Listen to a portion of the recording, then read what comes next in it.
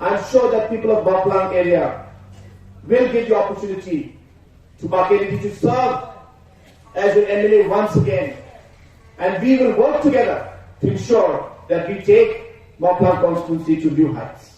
Menteri Rangba Kejela Ubadeiru National President ke NPP Conrad ke Sangma haka arpo hundreu tarik unaitung arajar arpo ulah Pdiang buram ya uba Kennedy kriem syaka NPP haka jingalang kabalong hamau plang haka tega jingalang Pdiang ladan langru nadu usembut Menteri Rangba uba Preston Tensong Badeiru National Vice President nalor kiwe kumban syupen kenmau uba Kennedy haka ba election kabalalong dangshen namau plang ulaya kun nak tiket kongres hendrai hakani ke election mentapan unya kunno nak ke NPP.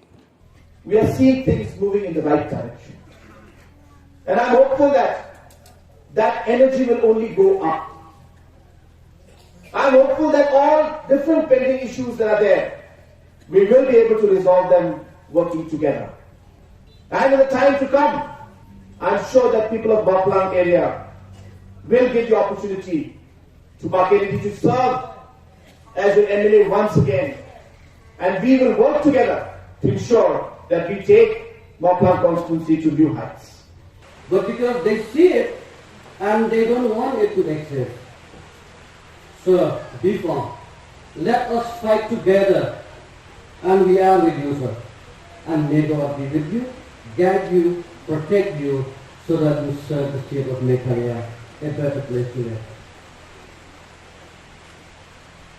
Pak Preston Tensong, the Honorable Deputy Minister of the State of Meghalaya, a man who need no introduction at all, a humorous and hard-working leader of the state. And he is the brain behind all these that have taken place today. So we are honored to have you among us this afternoon. Kapis Loko, ya ketinggalan kam jom kapo.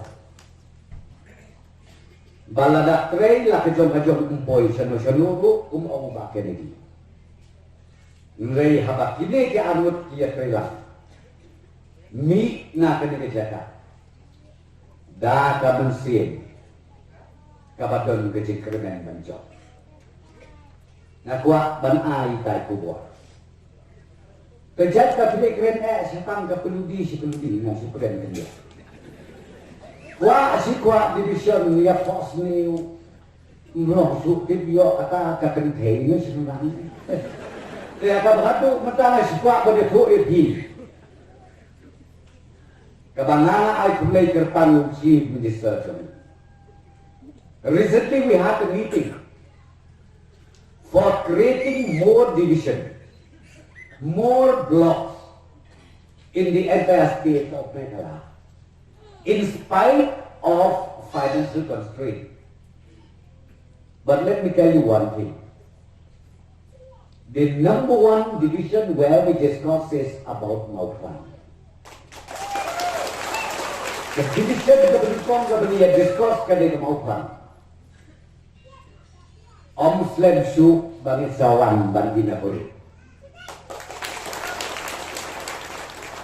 Labian apa kata? Kadai sekarang jom di bantu jom. Yang apa kini? Kau boleh bisa saja.